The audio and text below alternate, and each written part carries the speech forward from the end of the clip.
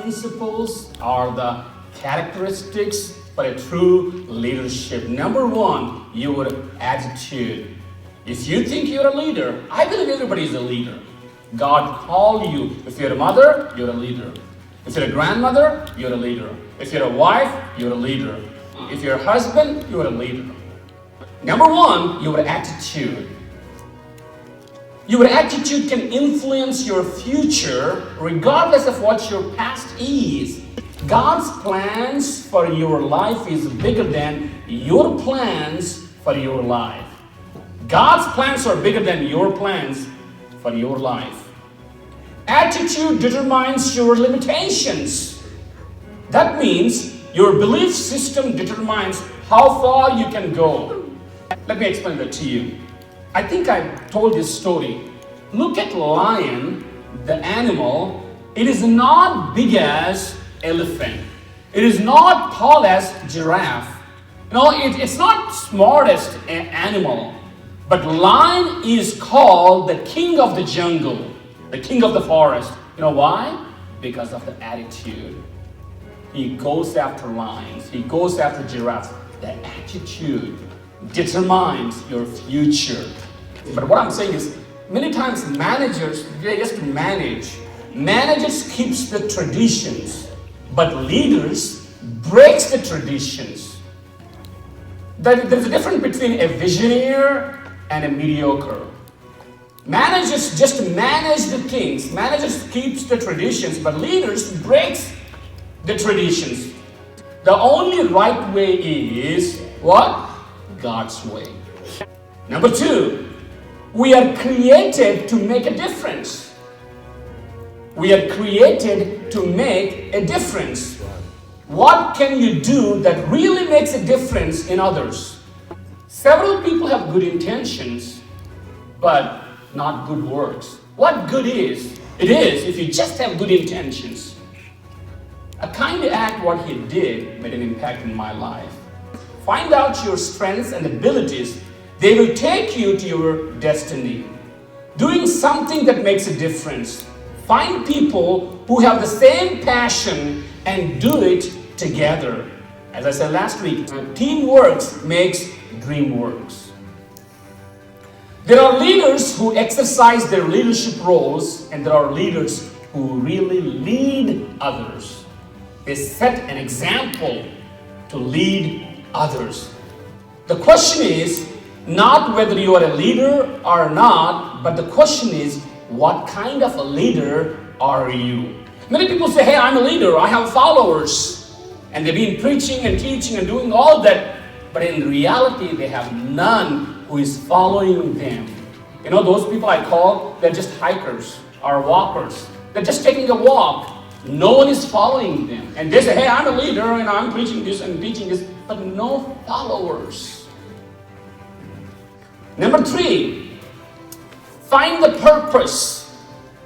So, find the purpose. Politicians make promises, but what good it is, promises, if they doesn't have principles. Your promise has to have a principle, and your principle needs to have a purpose. That's why the leaders always look for the next generation. That is why we have Sunday school classes. That is why we have youth groups. That is why we keep on encouraging our young people, because we don't only look for 2 or 3 or 5, 4 years. We look for long-term goals. That is called vision. So Rebecca gave me an example. In her study, sometimes we exchange our examples.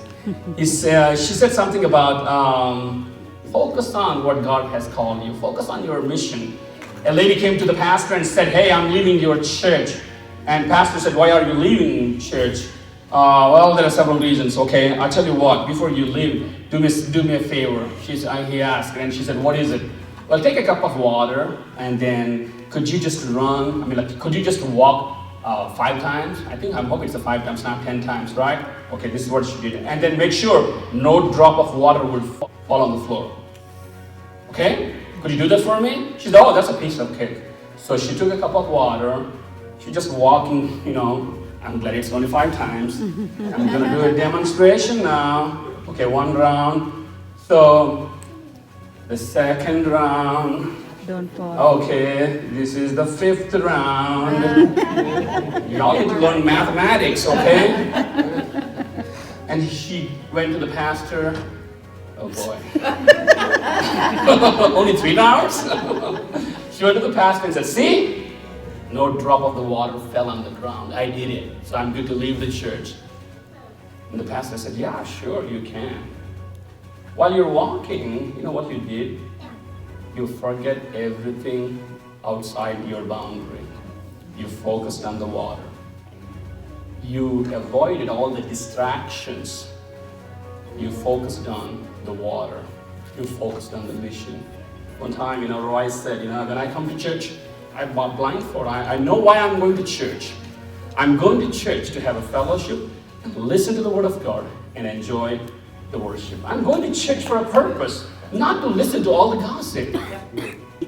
Our focus has to be on God, not on distractions. So, find the purpose. Find the purpose. Number 4, change of mind. If you're a leader, you need to have a different mind. You cannot become a true leader. Your way of thinking should be changed unless your mind changes. Your way of thinking needs to change. Good intentions, as I said, good intentions are not good enough. You need good actions. Number 5, last one in the principles. A true leader must have a vision. And what is the vision? Not this side. The vision is a mental picture that you carry in your spirit for the future. A leader must have a vision. A true leader sees the vision and lead others to reach their destiny. If the blind leads the blind, they both end up in a ditch, right? A leader must be the one who is able to see. Leadership is not about manipulation, but leadership is all about inspiration. A lot of times there are leaders who manipulate, who control people by offering something. That is not a true leadership. A true leadership is inspiring others. Do you know that for every animal, they have their own leaders? Like you see, if there is a duck, mommy duck, and if there is chicken, mommy chicken, the little hens will follow. For lion, there is a leader. For tiger, there is a leader. For every animal, there is a leader within their clan. But one animal doesn't have a leader.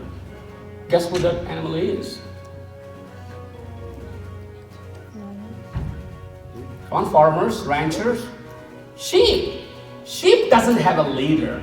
If somebody is, sheep is the most dumbest animal on planet Earth. If next time somebody calls you sheep, I don't know if that's a compliment or not. But, sheep needs a leader, a shepherd. Leaders can transform cowards into warriors.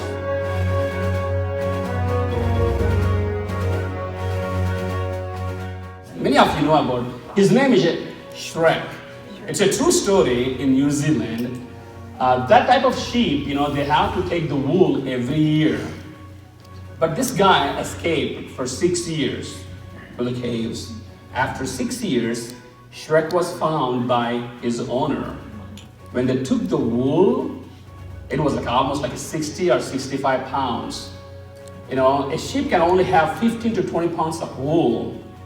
But when they took off all the wool, it was 65 pounds. That's what happens if you don't have a shepherd.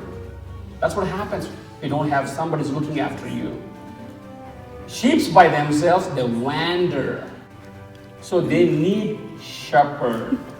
What about us? Many times we wander, we hide our face from God. When we hide our face from God, when we hide our presence from God, we gain a lot of this other stuff in our lives, which we don't need to have them. And we carry that load every place where we go. Hurt people come to church and they hurt others. Gossip people go to church and they bring the gossip. Hatred, they bring hatred in their lives. That's why you need a shepherd. When you call him Lord, Lord, obey what God is. If God spoke to you today in any one word, that is the word that you need today. Hold on to it. Ponder it. Keep on thinking about it. God, what are you saying? Is this is the area that I need to grow? Help me, Lord.